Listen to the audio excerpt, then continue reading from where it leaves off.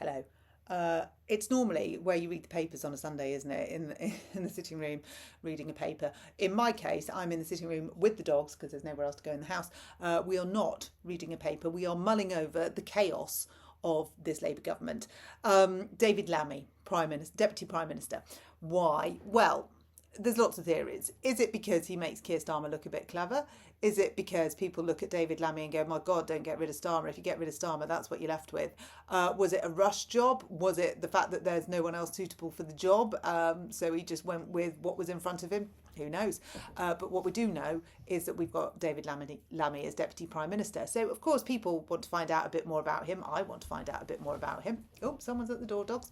So I was having a little look. Now, David Lammy was educated locally.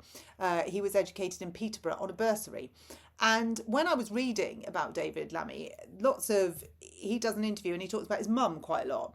And I like the sound of Mrs. Lammy. Mrs. Lammy sounds like a great woman because what she did was fight for an education for her son that was right for her son. Now, she couldn't have afforded the education that David Lammy got, so he got a bursary as a chorister. And he benefited from a very good education, as he says so himself. He loved school, he loved his time there, and he loved all the trappings of the education that he got. Very similar to Keir Starmer, who was at a grammar school which went independent, and when it went independent, the council paid for his fees. So he also benefited from a high quality education that his parents had chosen for him to suit his needs. Now, whether those needs were in both cases the fact that both boys were deemed to be quite intelligent by their parents, both boys' parents felt as though the local state offering wouldn't have got them where they felt their child should be. Those parents had aspirations for their children. So the Starmers and the Lammys had aspiration for the kids, and the kids benefited from systems that they would otherwise been unable to afford. Now, where is this going? Well, there's that funny thing. I don't know why it does that. Somebody has told me and I just haven't worked it out. There it is again. Hello. So why is this important? Well, it's important because the system that they both benefited from is the one that is being eradicated by Labour. And that is being eradicated by the imposition of VAT. It's because the dog's licking. Badge, stop licking because then we won't get the sign. Okay? Good lad. So it's being eradicated because 20% has been added onto VAT, onto school fees, and parents can't afford that 20%. They don't have any extra money. So they're either pulling their children out or they're not going to the independent sector in the first place. And bursaries are becoming a thing of the past because the schools no longer have the money that they can put into bursaries. So where children like David and Keir would have benefited from them, they aren't. So their own policies, their own manifesto, their own tax grab is taking away life chances that they were both given.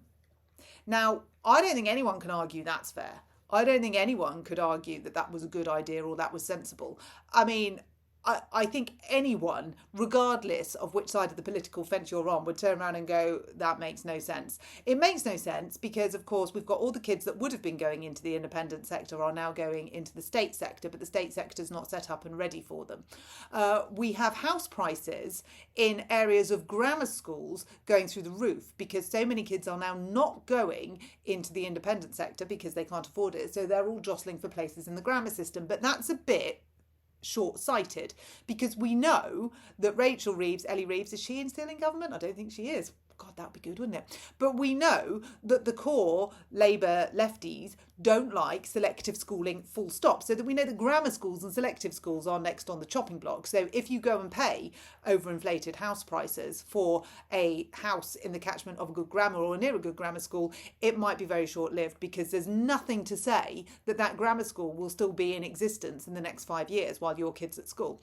So there's a lot of uncertainty and people are having to pay for education in a different way. They're now having to pay for it, well, they were anyway, but more than ever, they're paying for it by buying a house in the catchment of the good schools. How is that not paying for education? Anyone?